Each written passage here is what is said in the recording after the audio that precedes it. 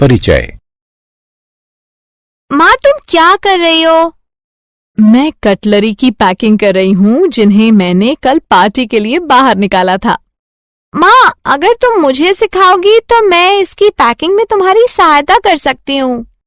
ठीक है, तो तुम सबसे पहले एक ही आकृति और आकार की सभी चम्मचें एक साथ एक बॉक्स में रख दो। वाह माँ, ये तो प्रायोगिक जीवन में सर्वांग समता की अवधारणा का उपयोग करने का एक बहुत ही बढ़िया तरीका है। हाँ शिखा, क्या तुम्हें सर्वांग समता के बारे में और जानना है? हाँ माँ, क्यों नहीं। बच्चों, आइए इस पाठ में हम त्रिभुजों की सर्वांग समता के बारे में विस्तार से अध्ययन करेंगे। उद्देश्य: इस पाठ के अंत में आप निम्न करने में सक्षम हो जाएंगे। सर्वांग समता को परिभाषित करना, रेखाओं और कोणों का निर्धारण करना, SSS, SAS और ASA मापदंडों की सहायता से त्रिभुजों की सर्वांग समता का निर्धारण करना, RHS मापदंड की सहायता से समकोण त्रिभुज की सर्वांग समता का निर्धारण करना।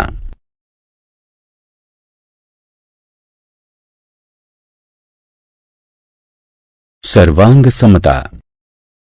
इस मेज को देखिए, आपको इसके बारे में क्या पता चलता है? हाँ, आप सही हैं, ये समान हैं। आइए हम कुछ और समान वस्तुओं को देखते हैं। अब हम इन वस्तुओं के साथ एक कार्यकलाप करेंगे। सर्वप्रथम हम इनकी रूपरेखा तैयार करेंगे, तत्पश्चात वस्तुओं को हटाएंगे। आगे हम एक के ऊपर दूसरे को रखते हुए समान वस्तुओं के प्रत्येक युग्मों की रूपरेखा की स्लाइड बनाएंगे। हम क्या देखते हैं? नीचे की रूपरेखा अदृश्य है। ये वास्तव में शीर्ष की रूपरेखा के साथ मिल जाती है। दो वस्तुएं जिनकी आकृति और आकार समान होता है, उन्हें एक दूसरे का सर्वांग सम कहा जाता है। आकृति और आकार में दो वस्तुओं की सटीक समानता सर्वांग समता कहलाती है। ये सर्वांग समता का प्रतीक है। यहां दो रेखाखंडों PQ तथा ST हैं। हम जांच करेंगे कि वे सर्वांग सम हैं अथवा नहीं। रेखाखंड सर्वांग सम हैं क्योंकि उनकी लंबाई समान है। यह भी सत्य है कि दो रेखाखंड सर्वांग सम होते हैं यदि उनकी लंबाई समान होती है। यहां दो कोण हैं, कोण AOB तथा कोण PQR। आइए जांच करते हैं कि वे सर्वांग सम हैं अथवा नहीं। कोण सर्वांग सम हैं क्योंकि उनकी मापें समान हैं। यह भी सत्य है कि दो कोण सर्वांग सम होते हैं यदि उनकी मापें समान होती हैं।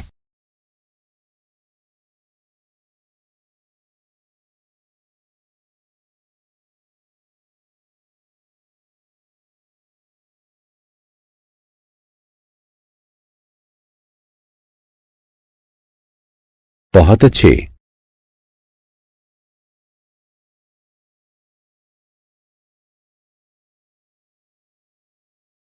बहुत अच्छे।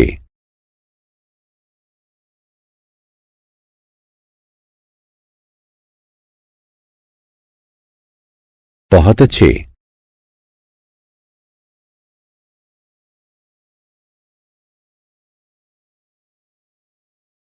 त्रिभुजों की सर्वांग समता।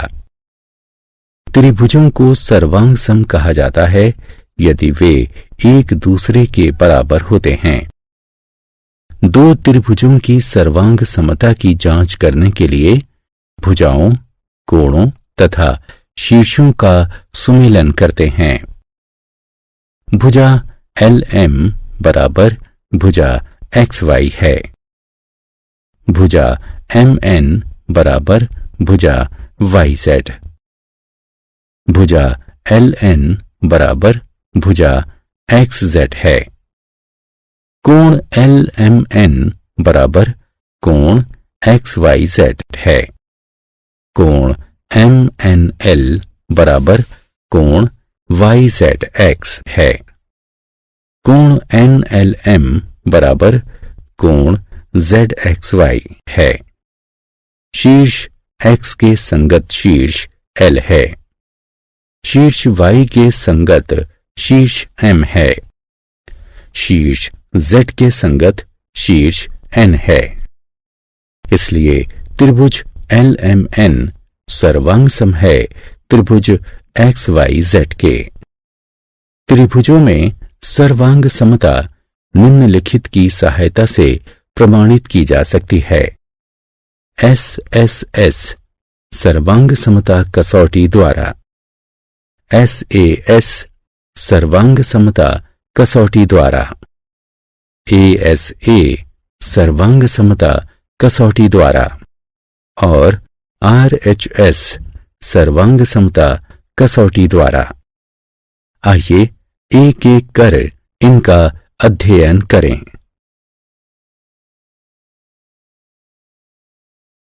SSS सर्वांग समता कसौटी। SSS सर्वांग समता कसौटी के अनुसार दो त्रिभुजों को एक दूसरे का सर्वांग सम कहा जाता है यदि एक त्रिभुज की सभी तीनों भुजाएं दूसरे त्रिभुज की संगत भुजाओं के बराबर होती हैं। ऐसा इसलिए है क्योंकि दी गई तीन भुजाओं में से एक अद्वितीय त्रिभुज खींचा जा सकता है। त्रिभुज LMN तथा XYZ में भुजा LM बराबर भुजा XZ है। भुजा MN बराबर भुजा YZ है। भुजा LN बराबर भुजा XY है। शीर्ष X के संगत शीर्ष L है।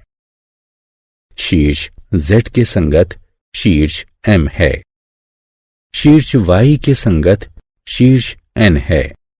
इसलिए त्रिभुज LMN तथा त्रिभुज XZY सर्वांग सम हैं। SAS सर्वांग समता कसौटी। SAS सर्वांग समता कसौटी के अनुसार दो त्रिभुजों को एक दूसरे का सर्वांग सम कहा जाता है यदि एक त्रिभुज की दो भुजाएं एवं उसके अंतर्गत कोण दूसरे त्रिभुज की संगत भुजाओं तथा उसके अंतर्गत कोणों के बराबर होते हैं। ऐसा इसलिए है क्योंकि दी गई दो भुजाओं तथा अंतर्गत कोण से एक अद्वितीय त्रिभुज खींचा जा सकता है। त्रिभुज LMN तथा XYZ में भुजा LN बराबर भुजा XY है। कोण LNM बराबर कोण XYZ है। भुजा MN बराबर भुजा YZ है। शीर्ष X के संगत शीर्ष L है। शीर्ष Z के संगत शीर्ष M है। शीर्ष Y के संगत शीर्ष N है। इसलिए त्रिभुज LMN सर्वांग सम है त्रिभुज XYZ के।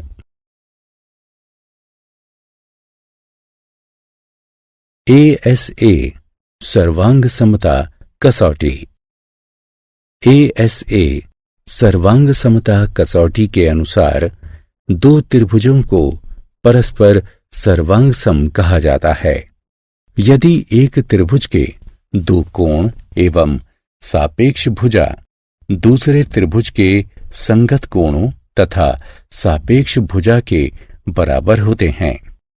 ऐसा इसलिए है क्योंकि दिए गए दो कोणों तथा सापेक्ष भुजा से एक अद्वितीय त्रिभुज खींचा जा सकता है। त्रिभुज LMN तथा XYZ में कोण LNM बराबर कोण XYZ है। भुजा MN बराबर भुजा YZ है। कोण LMN बराबर कोण XZY है। शीर्ष X के संगत शीर्ष L है। शीर्ष Z के संगत शीर्ष M है। शीर्ष Y के संगत शीर्ष N है। इसलिए त्रिभुज LMN सर्वांग सम है त्रिभुज XYZ के। RHS सर्वांग समता कसौटी। RHS सर्वांग समता कसौटी के अनुसार दो त्रिभुजों को परस्पर सर्वांग सम कहा जाता है यदि एक त्रिभुज की एक भुजा और कर्ण क्रमशः दूसरे त्रिभुज की संगत भुजा और कर्ण के बराबर होती है। ऐसा इसलिए है क्योंकि दिए गए दो कोणों तथा कर्ण से एक अद्वितीय समकोण त्रिभुज खींचा जा सकता है। समकोण त्रिभुज LMN तथा XYZ में कोण LMN बराबर कोण XZY है। भुजा MN बराबर भुजा YZ है। कर्ण LN बराबर कर्ण XY है। शीर्ष X के संगत शीर्ष L है। शीर्ष Z के संगत शीर्ष M है। शीर्ष Y के संगत शीर्ष N है।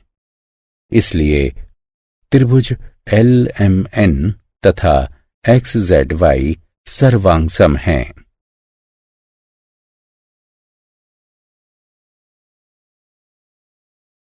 आत्म मूल्यांकन।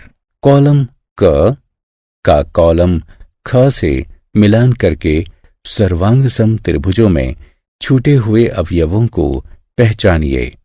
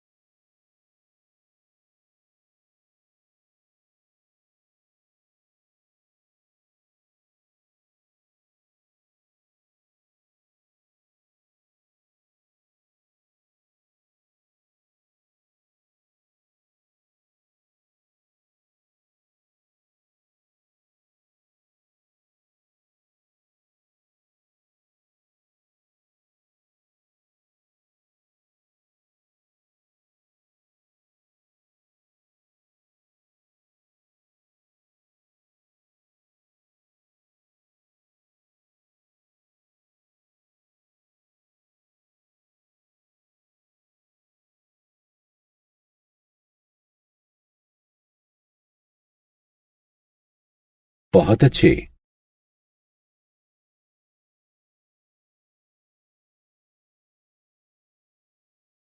आत्म मूल्यांकन। त्रिभुजों पर स्थित खाली स्थानों को दिए गए उचित विकल्पों से भरिए।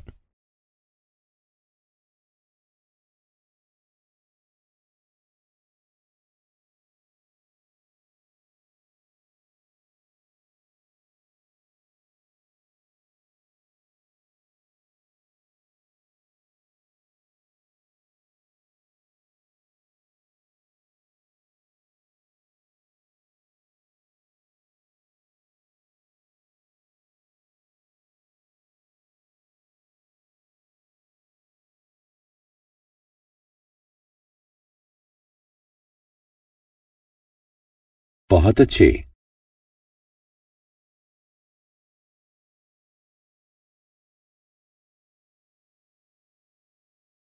सारांश।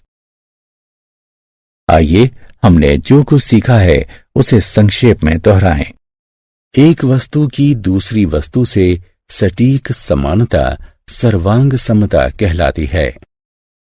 दो रेखाखंडों को सर्वांग सम कहा जाता है यदि उनकी लंबाई समान होती है। दो कोणों को सर्वांग सम कहा जाता है यदि उनकी मापें समान होती हैं। SSS कसौटी के अनुसार दो कोणों को परस्पर सर्वांग सम कहा जाता है यदि उनकी सभी तीनों भुजाएं समान होती हैं।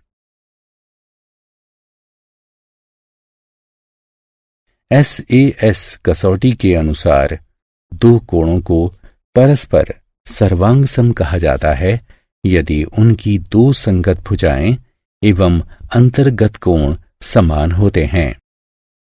ASA कसौटी के अनुसार दो कोणों को परस्पर सर्वांग सम कहा जाता है यदि उनके दो संगत कोण एवं सापेक्ष भुजा समान होती है। RHS कसौटी के अनुसार दो कोणों को परस्पर सर्वांग सम कहा जाता है यदि उनकी संगत भुजाओं की लंबाई एवं कर्ण समान होते हैं।